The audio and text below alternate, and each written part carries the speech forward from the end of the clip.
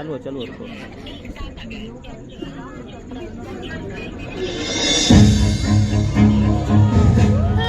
खड़े जाओ, खड़े जाओ।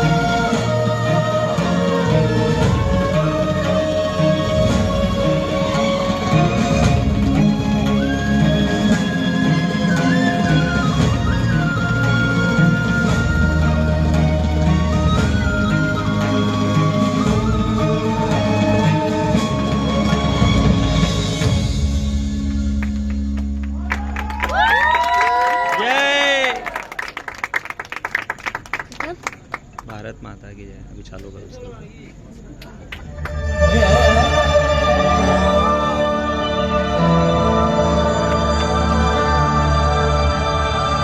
विनम्र किसान का बेटा था वो दृढ़ता का भंडार।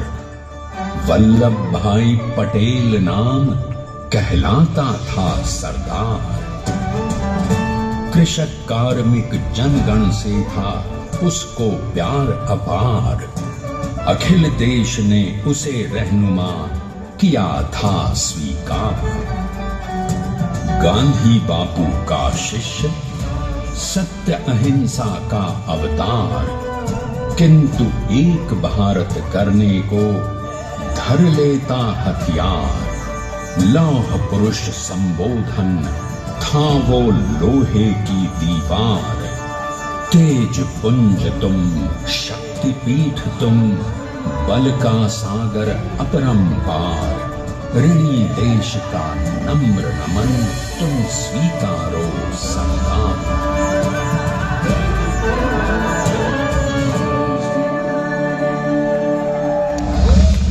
1857 में अंग्रेजों को ललकारने वाले पहले स्वतंत्रता संग्राम के एक सक्रिय सिपाही थे झवेर भाई पटेल। करमसद गांव के इस बहादुर देशभक्त किसान और उनकी पत्नी लाडबाई के 5 बेटों और 1 बेटी में से चौथे पुत्र थे वल्लभ भाई। बालक वल्लभ ने करमसद के बाद नडियाद से अपनी हाई स्कूल की शिक्षा पूरी की। फिर 13 साल की उम्र में उनकी शादी भी हो गई, छोटी सी झवेरबाई से। 2 बच्चों, बेटी मणिबेन और बेटे डाया भाई को जन्म देने के बाद झवेरबाई असमय ही चल बसी। सदी बदलने और 20वीं सदी आने पर उनका जीवन भी एक चमत्कार की तरह बदला। प्लीडर का इम्तिहान पास करके वो वकालत करने लगे, पहले गोधरा, फिर आणंद और उसके बाद अहमदाबाद में। मगर जल्द ही वकालत छोड़कर वो बैरिस्टर बनने की इच्छा से इंग्लैंड चले गए। लंदन में बैरिस्ट्री में अव्वल आने और वजीफा जीतने वाले वो अनोखे भारतीय थे। तो अहमदाबाद की वरिष्ठ अदालत में बैरिस्टर पटेल की जिरह और जीतों की धूम मच गई।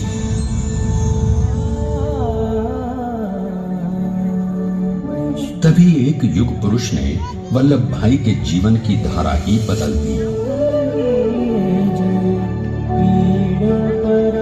दक्षिण अफ्रीका में सत्याग्रह के अहिंसक अस्त्र से गोरे शासकों को सबक सिखाकर भारत वापस आए बैरिस्टर मोहनदास करमचंद गांधी से मिलकर वल्लभ भाई ने अपने कुछ बरसों से सीखे विदेशी व्यवहार और संस्कार हमेशा के लिए त्याग दिए और अब वो अपने खेड़ा के किसानों को हक दिलाने के लिए बापू के साथ आंदोलन में कूद पड़े।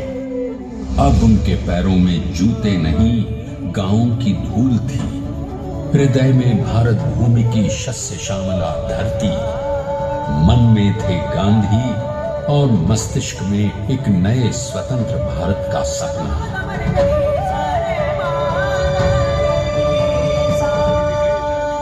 तभी बारडोली के मजबूर मजलूम किसानों की यातना का समाचार उनके पास पहुंचा। तुरंत वल्लभ भाई वहां पहुंचे और यूं शुरू हुआ भारत का सबसे बड़ा और सफल किसान आंदोलन बारडोली। वल्लभ भाई ने बारडोली के 87,000 किसानों को ऐसा अटल अडिग अचरल मनोबल दिया कि अंग्रेजी सरकार हिल गई और 1 बरस के बाद उनका लगान माफ कर दिया गया। अब तो पूरे देश में लोग वल्लभ भाई के नाम की कस्में खाने लगे। स्वयं महात्मा गांधी ने कहा, अब वल्लभ भाई मेरे शिष्य या साथी नहीं, सारे देश के सरदार हैं। और देश को मिल गया एक अनोखा असरदार सरदार।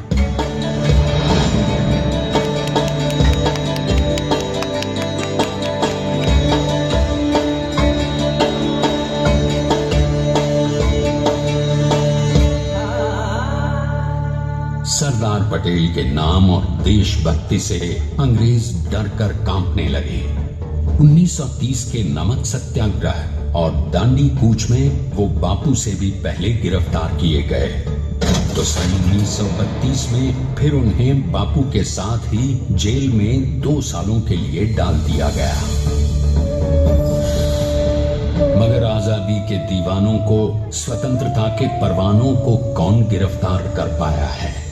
जेल से छूटते ही सरदार को कांग्रेस के नए राष्ट्राध्यक्ष पद पर चुना गया और उनकी सरपरस्ती में राष्ट्रवादी भारतीयों ने तमाम ब्रिटिश सूबों में जीत हासिल कर वहां अपनी स्थानिक सरकारें बनाई।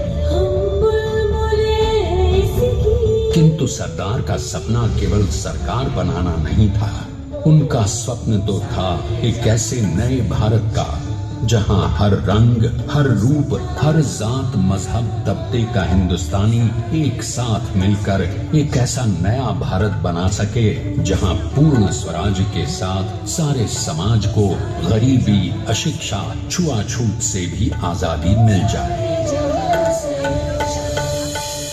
इसकी पहली रणनीति थी भारत को अंग्रेजों की गुलामी से आजादी, ताकि भारत के लोगों की अपनी सरकार सबके साथ और सबके विकास के लिए काम कर सके।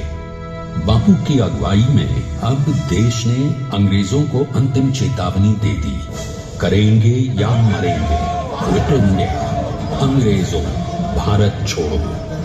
बस फिर क्या था, संघर्ष की रणभेरी बजी।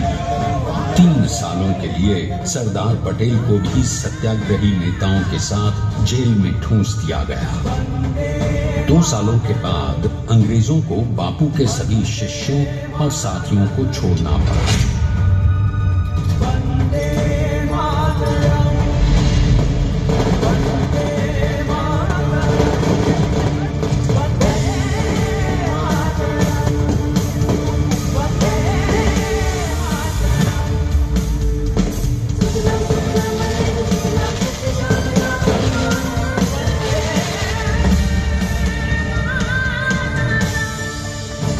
स्वतंत्रता के स्वप्न के सच होने के साथ अब सरदार पर कई एक नई जिम्मेदारियां थीं। आने वाली आजादी की तैयारी, और एक नए भारत के लिए नए लोकतांत्रिक संविधान की संरचना। जैसा उनके साथी ने खुद कहा था, सरदार ने ही छेनी हथौड़ी लेकर एक नए भारत को उकेरा है।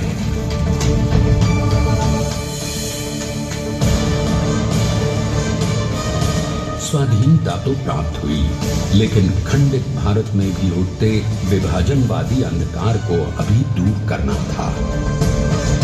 जब देश के खंड खंड होने का भय उत्पन्न होने लगा, तो सरदार ने निर्भय होकर खुद अपनी केंद्र सरकार और साथियों को भी चुनौती दे डाली और जम्मू कश्मीर को बचाने के लिए सारे देश का आकाश वायुयानों से भर गया।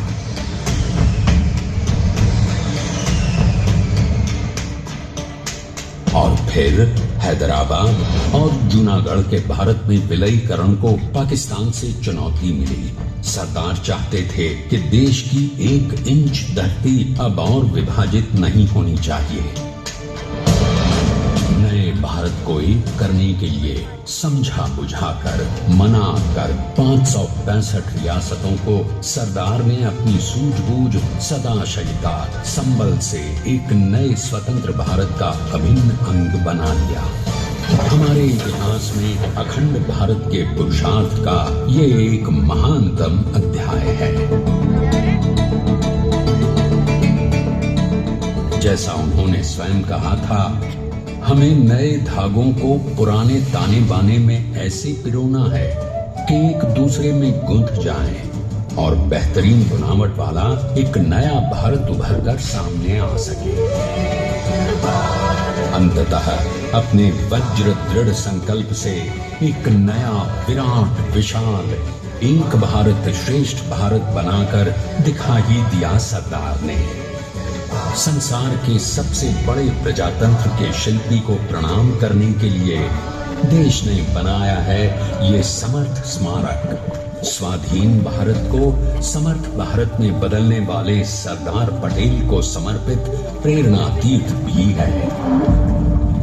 प्रधानमंत्री श्री नरेंद्र मोदी के नेतृत्व में बनी विश्व की इस विशालतम प्रतिमा के सामने आकर सारी दुनिया जैसे स्वयं ही नतमस्तक हो जाती है।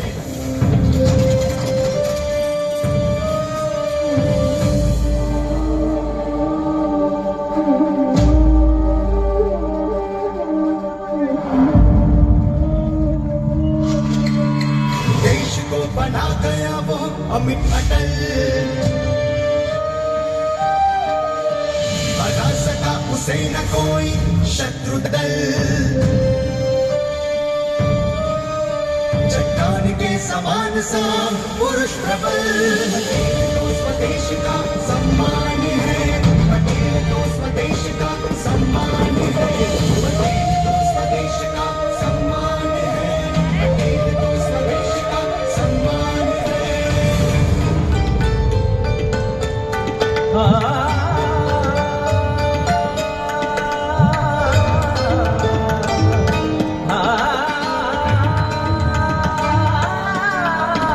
ऊंचाइयां आकाश को छुए हुए, गहराइयां समुद्र की लिए हुए, कदम अडिग जमीन पर जमे हुए। पटेल अपनी आने वाली शान है, पटेल अपनी आने वाली शान है, पटेल तो स्वदेश का सम्मान है, पटेल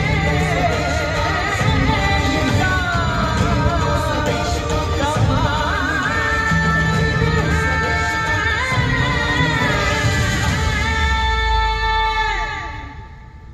आइए अब देखते हैं कि अपने लौह